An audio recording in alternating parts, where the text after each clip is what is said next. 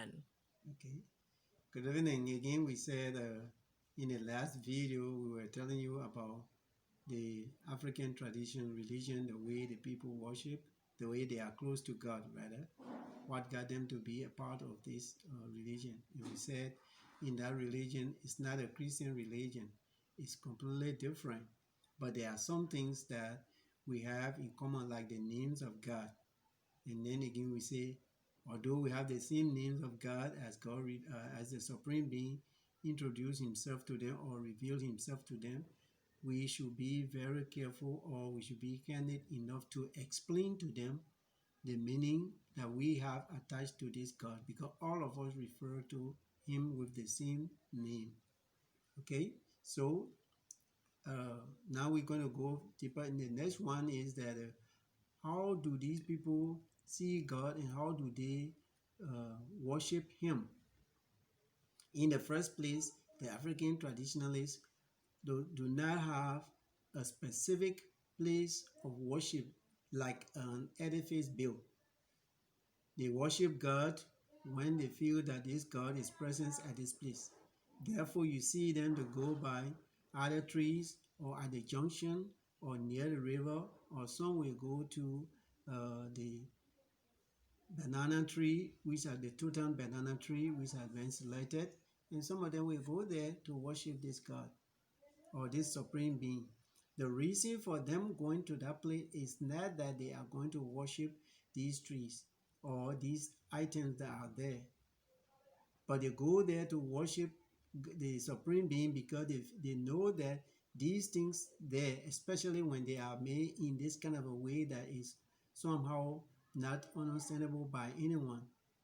Something we say like a mystery, like where four roads join together at such junction, you find out that it's a kind of a peculiar thing. It's a kind of a thing that you will wonder, how can four roads meet here to go to various places? Or you see the big river. What makes this kind of thing so big like this, and it's moving and it's very powerful? It does not have hands like us, but it can move anything. So they go there with that mind and say, yes, we are here to worship this, the one who put these things here. And based on that, they can go there to worship. And in their worship, all of their worship are climaxed with some sort of a sacrifice. So if they went there, they will either carry chicken, kill chicken, pour out the blood, so that this chicken that have been killed is there to represent them. In other words, it means that they are the one who are dying now, but it is the chicken that is killed in their place, and then the blood is spilled out, and this blood is life that is given out. And when this life is given out, we know that then of course there is a resurrection after this life. So when you come to the point of worshiping or place of worship, they do not have a specific place. Even in the family where they have the family ancestors rock is placed in the corner, and they go before anything happen, or if something is happening, even if they have the harvest, they will go on the farm, harvest their food, then come and cook the fresh one, kill chicken, do whatever they want to, and then they cook the food and take it into that corner where the ancestors rocks are. The ancestors rock are some things that the ancestors left with them that they use, and these things are put together in remembrance of those ancestors who used them, and based on that, they are able to worship with the mind that these people are already present with them. And that's why when we go further, then you will see that we have people who represent them in their worship. One thing about the African traditionalists is that they don't directly communicate with the supreme being. They have a set of rules or set of ladder, if I may call it like that they walk or they claim to go to the supreme being. The first one among the living is the elders. The elders are people who are full grown or have full knowledge of the tradition. These are people who knows the names of the ancestors. So when there is something to do Or for instance, if they need a child, then they will go there, and then the ancestors will go and then call the name. I mean, the elders will go and call the names of the ancestors, and then these ancestors now for them will take their plea to the divinities. Then from the divinities, it will go to the supreme being. One of the divinities I remember very well is something the Parliament will call Koma. Koma is the root that extends above the earth, especially of the Dahoma tree.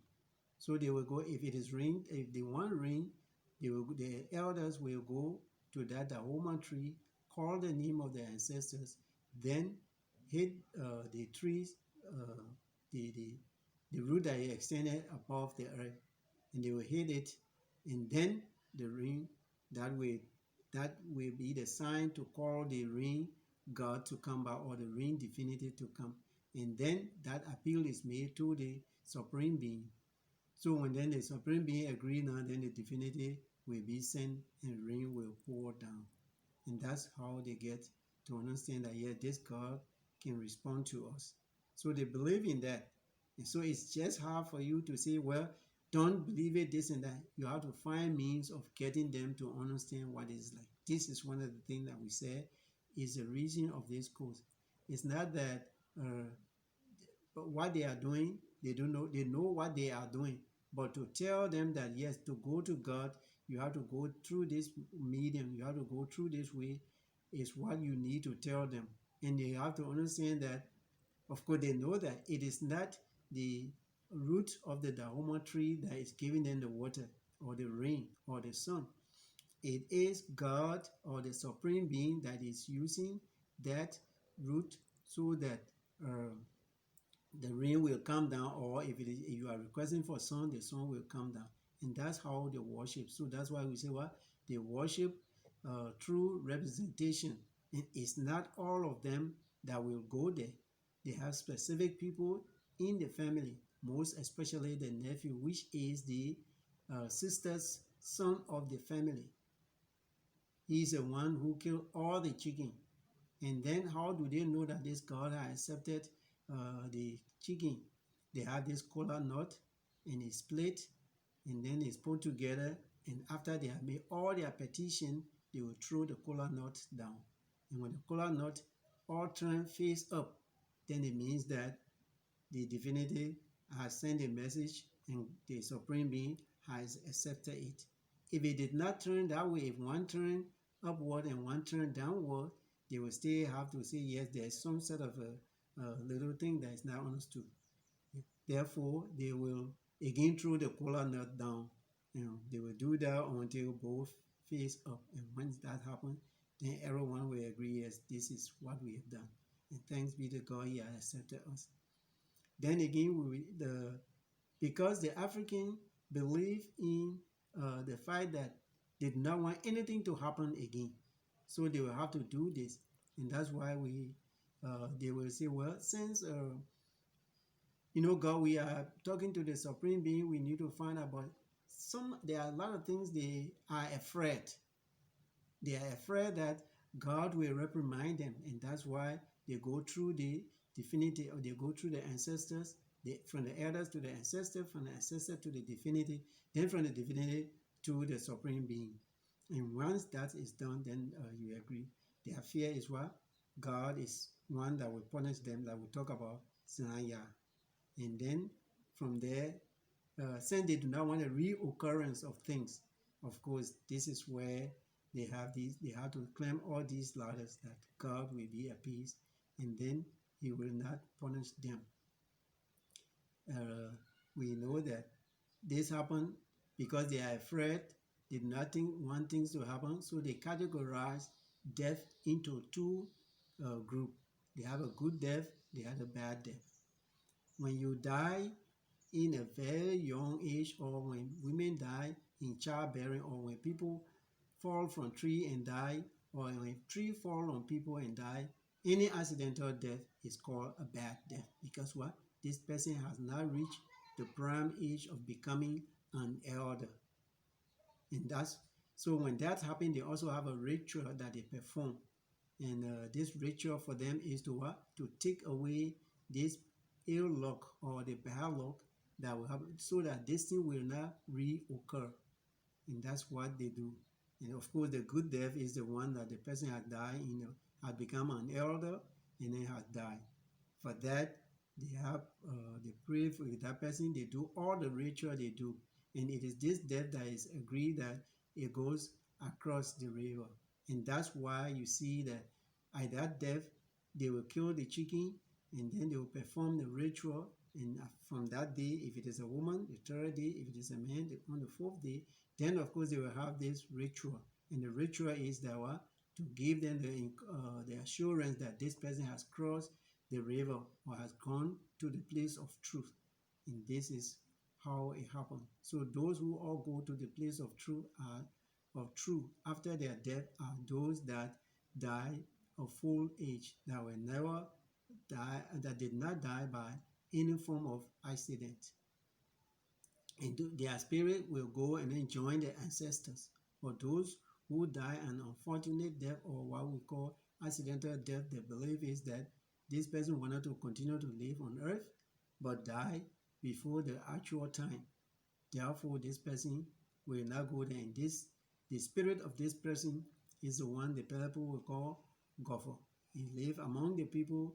According to their belief, he tortured the people. And this is where we have some differences, the great differences when it comes to Christianity. So we want you to understand that, so that whenever this is happening, but the most important thing in that is the killing of the chicken. Why it does? It is to appease the supreme being, so that the supreme being will forgive this person, will accept this person.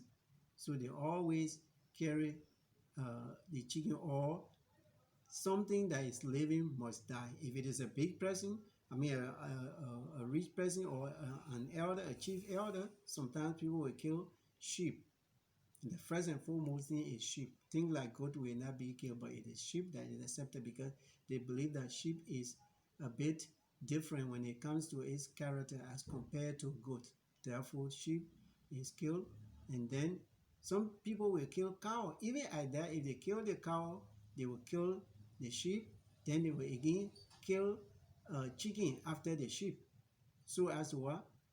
So that the blood of the sheep or the cow or the chicken will be something appeasing to the supreme being, and then the supreme being will respond to them. But the supreme being will not come directly to them.